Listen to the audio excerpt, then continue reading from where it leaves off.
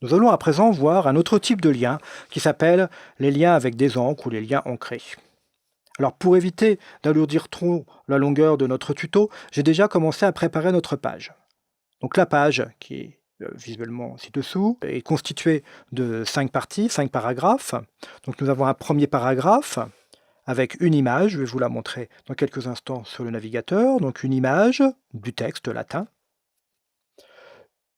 Un autre paragraphe avec de nouveau une image du texte latin, troisième paragraphe, quatrième et cinquième. Donc toute la structure vous est parfaitement connue. Donc j'enregistre et nous allons la regarder déjà dans un premier temps.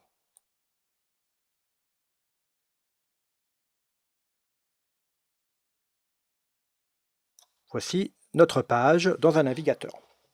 Donc l'intérêt de cette page est qu'elle est relativement longue, relativement haute. Si vous essayez avec d'autres exemples que celui que je vous propose, essayez d'avoir une page qui a un ascenseur. Autrement, d'abord l'encre n'a pas d'intérêt et ensuite ça ne fonctionnerait pas. L'encre a un intérêt, c'est qu'on va pouvoir cliquer sur un lien qu'on va placer en haut et automatiquement la page ira se situer à l'endroit qui a été ciblé. Bien, nous allons maintenant créer notre petit menu, finalement, tout simple. Alors, comme d'habitude, nous allons l'écrire dans notre fameuse balise UL, mais encore une fois, cela n'est pas obligatoire. Et puis, DLI. Alors, je vais commencer par le premier, puis après, je vais faire des copier-coller parce que ce sera pratiquement toujours la même chose. Donc, LI, 1A avec notre fameux href. Donc nous allons créer un lien vers la première image. Ce lien va peut-être pas fonctionner très bien du fait que tout simplement cette première image, ce premier paragraphe est situé tout en haut et donc il n'y aura pas forcément besoin d'y accéder puisqu'il sera normalement visible depuis n'importe quelle fenêtre de navigateur quelle que soit sa hauteur. Alors peu importe, on va écrire notre petit lien.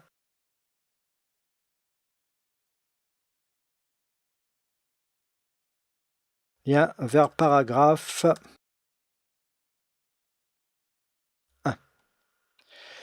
À l'intérieur de ce lien, je vais aller cibler ce paragraphe. Pour cibler ce paragraphe, il doit porter un nom. Autrement, il est très difficile, en tout cas dans l'état actuel de nos connaissances, d'aller le chercher. P, et je vais ajouter un attribut que nous n'avons pas encore abordé, mais que nous avons vu dans toute première leçon, c'est l'attribut ID qui veut dire identifiant. Alors je vais lui donner un nom. Tout simplement, on va lui donner P1. Ça, ce paragraphe porte le nom P1. Pour aller cibler avec le href ce P1, on pourrait tout simplement écrire P1. Mais ça ne suffit pas.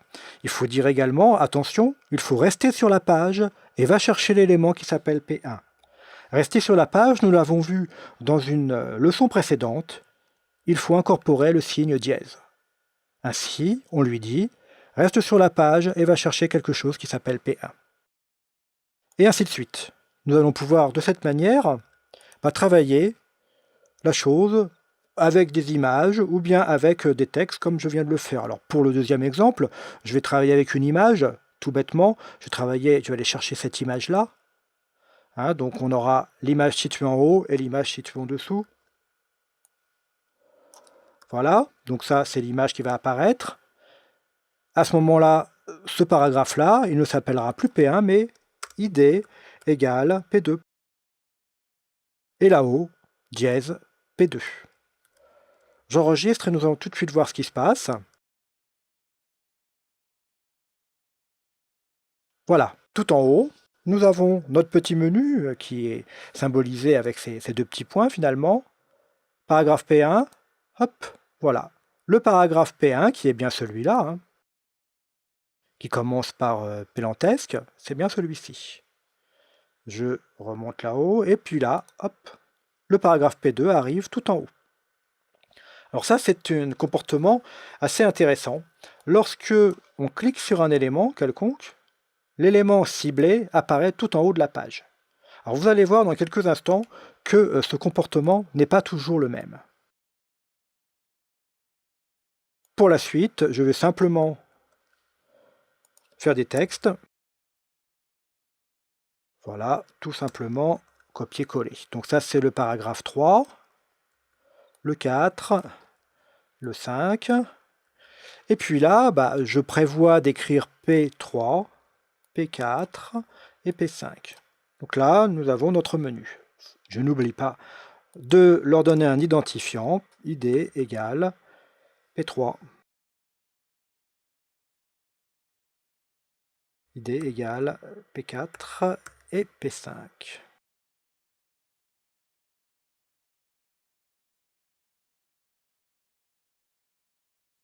Enregistrons et regardons, parce que là finalement ça fonctionne, même si on est allé très vite, tout fonctionne.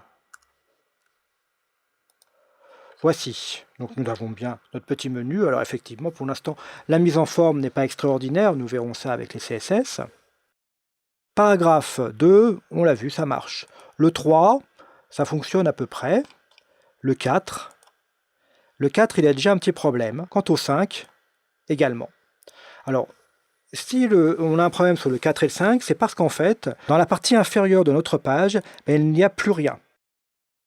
Donc il est impossible, au niveau de la page HTML, de remonter cet élément jusqu'en haut, puisqu'il n'y a plus de surface, on va dire, qui lui permette d'aller suffisamment haut.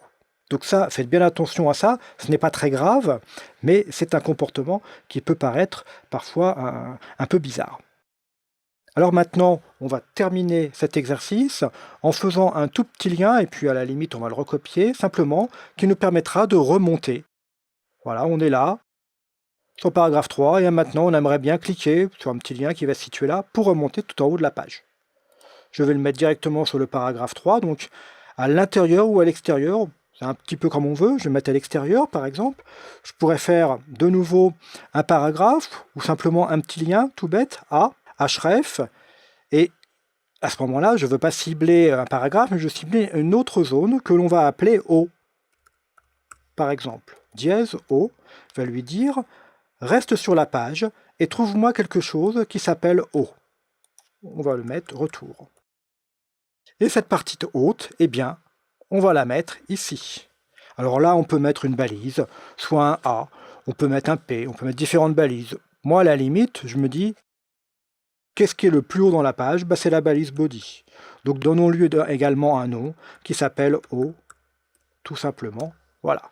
Donc on est là, dièse O, il va remonter là-haut directement, dans la partie qui s'appelle O. Si vous ne souhaitez pas mettre de balise à l'intérieur de body, vous pouvez également mettre un paragraphe, mais dans notre cas présent, le paragraphe incorporerait une marge maladroite qui va nous embêter, sachant que nous n'avons pas encore travaillé les CSS. J'enregistre, et pendant que j'y suis, je vais copier et coller partout, puisqu'en fait, il s'agit toujours du même lien. À chaque fois, on veut remonter là-haut. Essayons. Je fais directement dans le paragraphe 3, retour, je remonte bien là-haut. Essayons avec le paragraphe 1, retour, on retourne bien haut. Donc nous avons ici vu le principe de lien ancré. Il n'y a rien de choses supplémentaires. Vous allez pouvoir naviguer à l'intérieur d'une même page.